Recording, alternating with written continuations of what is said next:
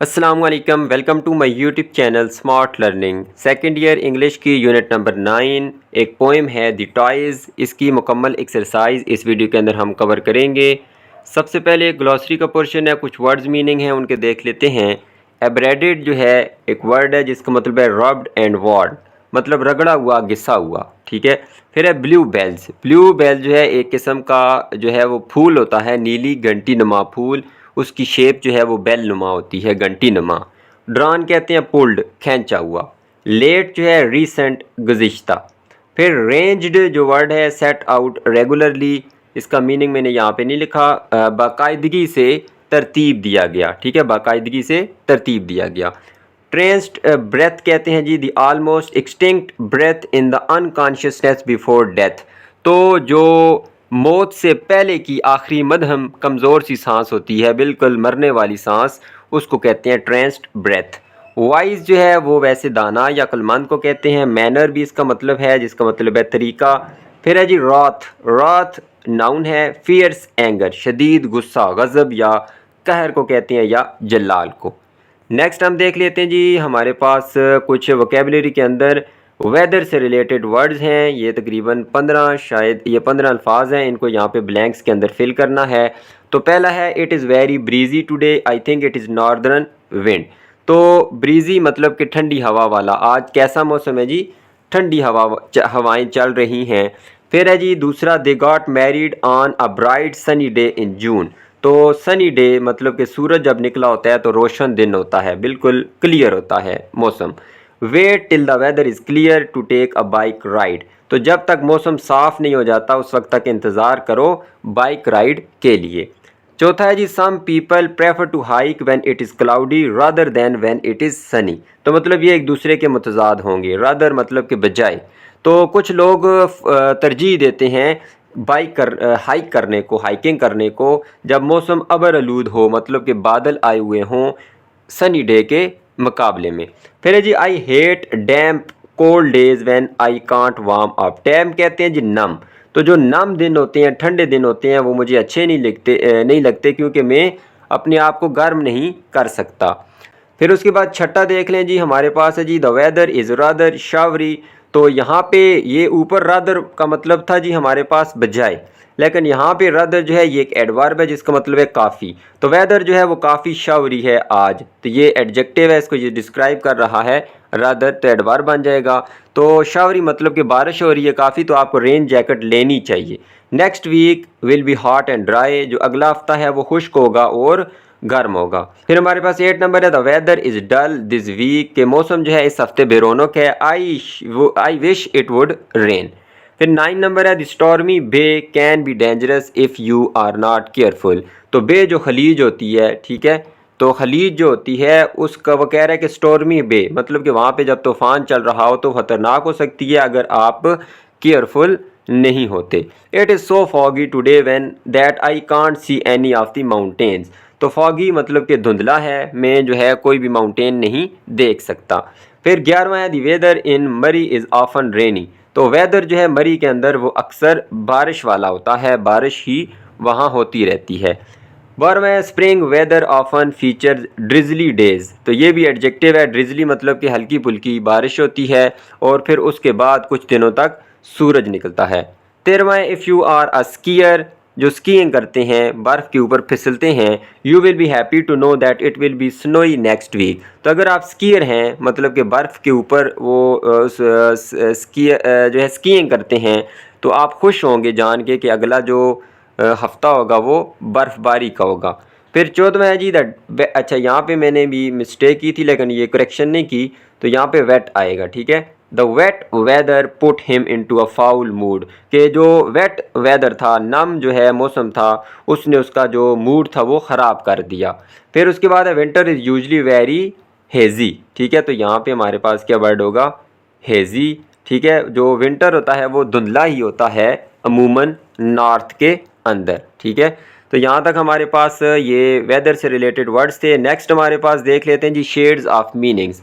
Shades of meaning ये एक phrase होती है, ये इस्तेमाल की जाती है डिस्क्राइब करने के लिए स्मॉल डिफरेंसेस जो होते हैं, बिल्कुल हल्का सा फ़र्क होता है मीनिंग के अंदर, जो सिमिलर वर्ड्स होती हैं, मतलब कि यहाँ पे हम नीचे जैसे पढ़ेंगे लाइट, मीडियम, स्ट्रांग, जो इनका मीनिंग होगा, तो यहाँ पे हम देखेंगे कि वर्ड्स का मीनिंग जो है वो बिल्कुल सेम ही होगा, लेकिन हल्का थोड़ा सा उसके अंदर डिफरेंस होगा, तो इसको कहते हैं शेड्स ऑफ मीनिंग। अब जैसे देख लें जी यहाँ पे, तो यहाँ पे बिग वर्ड यूज़ किया जाता है जब हम उसको एक वीकर मीनिंग में लेते हैं, लाइट मीनिंग में लेते हैं, तो बिग वर्ड यूज़ होता है बड़ा। तो उसको थोड़ा सा और ज़्यादा स्ट्रांग मीनिंग में लें तो मीडियम जो आ जाएगा, उसके तौर पे वो लार्ज वर्ड हम यूज़ करेंगे। अगर बिल्कुल स्ट्रांगर मीनिंग में, स्ट्रांग मीनिंग में लेना चाहें बड़े के लिए, तो उसको कहते हैं इनार्मस, बहुत बड़ा। ठीक है, तो उसके बाद है जी मिस्टिंग। मिस्टिंग का मतलब होता है हल्की फवार, हल्की बारिश होना। फिर उसके बाद अगर यहाँ पे देखें मीडियम मीनिंग लें तो स्प्रिंकलिंग, मतलब कि बौछार हो रही है, बारिश हो रही है लेकिन इतनी ज़्यादा तेज़ नहीं हो रही। अगर मज़ीद स्ट्रांग मीनिंग में लें तो मतलब कि बहुत तेज़ बारिश, तो उसके लिए हम वर्ड यूज़ करेंगे पोरिंग। फिर इसी तरह निबल जो है वो थोड़ा थोड़ा चबाना या खाना या कुतरना, खाना, तो उसके लिए ईट और गॉबल जो है यहाँ पे मीनिंग हम लेंगे। फिर स्केर्ड, खौफज़दा, फ्राइटेंड जो है वो मीडियम मीनिंग जब हम लेंगे वो भी खौफज़दा होता है। और टेरिफाइड मतलब कि ज़्यादा खौफ में होना, तो टेरिफाइड का स्ट्रांग मीनिंग होगा। फिर यहाँ पे देख लें टास्क, उछालना या मारना, उसके लिए फेंकना, तो थ्रो और स्लैम। फिर येल, चीखना, शाउट और बेल्लो। ठीक है, तो ये इसके जो सिमिलर मीनिंग्स थे वो यहाँ पे मैंने लिख दिए हैं। फिर जो सेकंड एक्सरसाइज है इसके अंदर हमने दो मीनिंग दिए गए हैं, उनमें से जो स्ट्रांगर मीनिंग होगा, जो ज़्यादा असर पैदा करने वाला जो स्ट्रांग मीनिंग होगा, उसको हम। फिर सेकंड हमारे पास एक्सरसाइज है, तो दो दो वर्ड्स दिए गए हैं, जो स्ट्रांगर मीनिंग वर्ड है उसको हमने सिलेक्ट करना है। तो यहाँ पे सिंपल है जी, पहले देख लें। सैड, उसने कहा, स्क्रीम, चिल्लाया। ठीक है, तो मतलब वो चिल्लाई। शी स्क्रीम्ड, तो ये भी पास्ट फॉर्म हम लगाएंगे, she screamed don't answer the phone. फिर है जी car like to stay inside during the freezing weather. अब ये देखें इसका स्ट्रांग मीनिंग है, एक है सर्दी और दूसरी है जो जमा देने वाली। ठीक है, एक तो ठंड है, दूसरी मतलब कि ये स्ट्रांग मीनिंग है कि ज़्यादा ठंड है, ऐसी ठंड जो जमा देने वाली हो, जिसमें पानी बर्फ़ जम बन जाता हो। द मैन वाज फ्यूरियस, तो एंग्री का मतलब होता है गुस्सा, और फ्यूरियस शदीद गुस्सा, ज़्यादा गुस्सा, तो ये इसका स्ट्रांग मीनिंग है।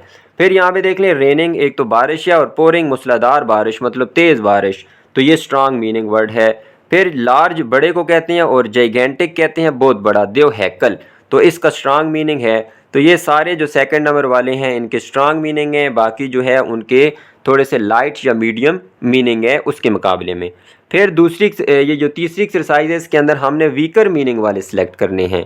तो एक सैड कहा, विस्पर्ड मतलब कि आहिस्ता से कहा, तो ये देखें इसका वीकर मीनिंग है इसके मुकाबले में। तो विस्पर्ड सरगोशी करने को कहते हैं या आहिस्ता से कहा।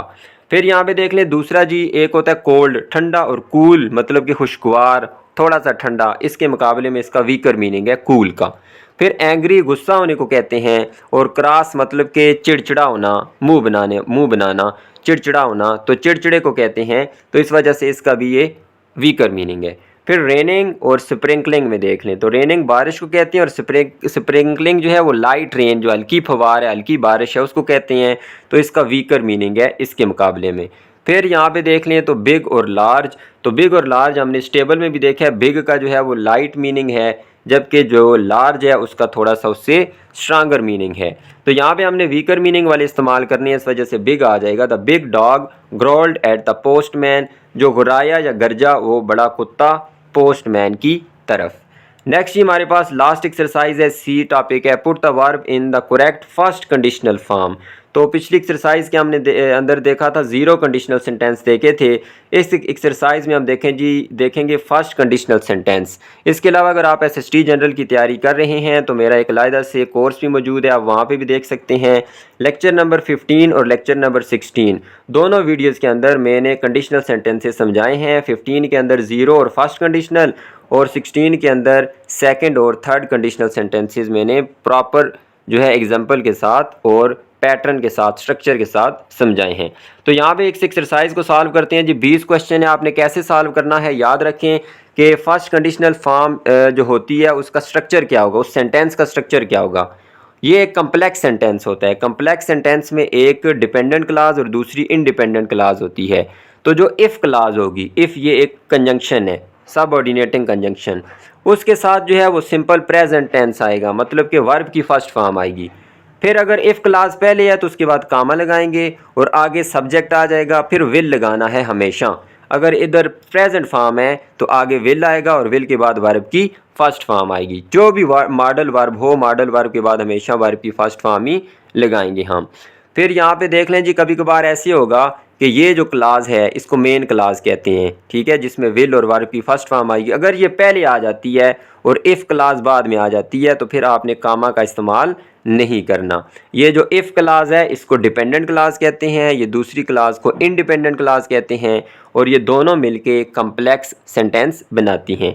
अब देख लेते हैं जी इफ़ क्लास। याद रखना है कि प्रेजेंट सिंपल जो है वो इफ़ क्लास के साथ आएगा और विल जो है और वर्ब की फर्स्ट फॉर्म वो मेन क्लास के साथ आएगा। क्योंकि कभी कभार, अब ये देखें 11वें नंबर से शायद ये स्टार्ट होते हैं, तो यहाँ पे इफ़ क्लास बाद में आना शुरू हो जाती है और दूसरी मेन क्लास पहले आना शुरू हो जाती है। तो ये ना हो कि आप इसके साथ प्रेजेंट फॉर्म लगा रहे हों और आगे विल लगा रहे हों, तो ये गलती आपने नहीं करनी। विल जो है वो विल और वर्ब की फर्स्ट फॉर्म मेन क्लास के साथ लगानी है और इफ़ क्लास के साथ आपने वर्ब की फर्स्ट फॉर्म लगानी है फर्स्ट कंडीशनल सेंटेंस में। सेकंड और थर्ड आगे पढ़ेंगे तो वहाँ पे रूल्स डिफरेंट होंगे। अब यहाँ पे देखें जी, वर्ब की फर्स्ट फॉर्म आएगी, आई के साथ गो आएगा, फिर आगे विल और वर्ब की फर्स्ट फॉर्म गो। फिर यहाँ पे देख लें जी, गेट फर्स्ट फॉर्म है तो यू के साथ गेट आ गया और आगे विल और आगे बी आ जाएगा। फिर यहाँ पे देख लें जी, ये नेगेटिव है, तो जब हम नेगेटिव बनाएंगे तो वैसे तो हम सी इस्तेमाल करते हैं, लेकिन नेगेटिव में क्या हो जाता है, या डू नॉट आएगा या डज नॉट आएगा सिंपल प्रेजेंट में। तो वी के साथ तो हम डू नॉट लगाएंगे क्योंकि इसके साथ एस या ई एस नहीं होता। तो इफ़ वी डू नॉट सी, और आगे देख लें जी विल आएगा और वर्ब की फर्स्ट फॉर्म आएगा सी आ जाएगा। अब यहाँ पे देख लें जी, कम्स आ गया, क्योंकि ही है, ही के साथ हम जो है सिंगुलर सब्जेक्ट लगाते हैं, कम नहीं आएगा बल्कि कम्स आएगा। फिर आगे विल और आगे वर्ब की फर्स्ट फॉर्म बी। फिर उसके बाद जी फर्स्ट फॉर्म लगा दें जी, वी के साथ वेट ही आएगा, एस या ई एस हम वी के साथ नहीं लगाते होते। फिर विल और आगे वर्ब की फर्स्ट फॉर्म बी। फिर यहाँ पे देख लें जी, गो की फर्स्ट फॉर्म गो ही होगी और आगे विल और गो। फिर सातवें में इम्प्रूव आ जाएगा, ठीक है। इफ़ द वेदर नेगेटिव है, सॉरी, तो वैसे जो है वेदर चूँकि सिंगुलर है, वेदर सिंगुलर है, इसके साथ इम्प्रूव्स आता होता है। तो जब नेगेटिव बनाएंगे डू नॉट या डज नॉट लगता है तो एस को हटा के यहाँ पे क्या लगा देंगे, डज नॉट, और आगे फिर एस नहीं लगाना, इम्प्रूव आ जाएगा। आगे फिर विल और नॉट, क्योंकि नेगेटिव है, नॉट आपने विल के बाद लगाना है और आगे वर्ब की फर्स्ट फॉर्म। फिर है जी, if I do not go या डोंट गो, दोनों ठीक हैं, तो ये कंट्रैक्शन है डोंट गो। फिर यहाँ पे मैंने डज नॉट क्यों नहीं लगाया, क्योंकि आई के साथ डज नहीं आएगा, क्योंकि इसके साथ एस या ई एस नहीं आता। जिन प्रोनाउन या जिन सब्जेक्ट के साथ एस या ई एस आएगा उनके साथ डज नॉट लगाएंगे, और जिनके साथ एस या ई एस नहीं आएगा उनके साथ डू नॉट। फिर विल और आगे बी। फिर इफ़ वी ईट वर्ब की फर्स्ट फॉर्म, आगे विल और फील। फिर डोंट वांट नेगेटिव है और विल कुक आ जाएगा वर्ब की फर्स्ट फॉर्म। फिर आप देख लें यहाँ पे जो 11वें से 20वें तक हैं उनमें क्या है जी, इफ़ क्लास बाद में है और यहाँ पे कोई कामा नहीं है। ऊपर इफ़ क्लास पहले थी तो दरमियान में आप देखते रहे हैं कामा भी आता रहा है। इनमें अब आपने कामा नहीं लगाना, इफ़ क्लास यहाँ पे बाद में आ गई है, मेन क्लास अब पहले आ गई है।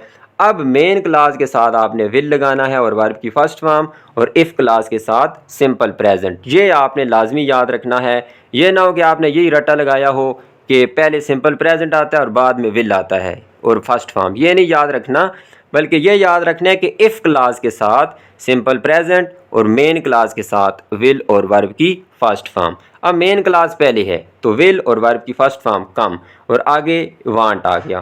फिर यहाँ पे विल और गो और आगे दे के साथ क्या आ जाएगा, बी। बी वर्ब है तो बी वर्ब की यहाँ पे प्रेजेंट फॉर्म क्या होगी, आर। इज़ या एम भी आ सकता है, बी की जो है वो प्रेजेंट फॉर्म क्या होती है, इज़, एम और आर। तो आर क्यों लगाया है, क्योंकि दे है तो दे के साथ हम कौन सा वर्ब यूज़ करेंगे, आर यूज़ करेंगे। फिर शी विल स्टे, विल और वर्ब की फर्स्ट फॉर्म, और यहाँ पे गेट्स हो जाएगा इसकी फर्स्ट फॉर्म, और शी के साथ एस या ई एस भी लगाते हैं। फिर ही विल नॉट गेट, तो यहाँ पे नेगेटिव बना लिया, नॉट लगा दिया, विल के बाद आगे गेट हो गया। और फिर ही, अब ही के साथ एस या ई एस भी आता है तो नेगेटिव बनाने के लिए डज नॉट पास हो जाएगा। आई विल बाय, ठीक है, ये बाय है। इफ़ आई हैव तो ठीक हो गया।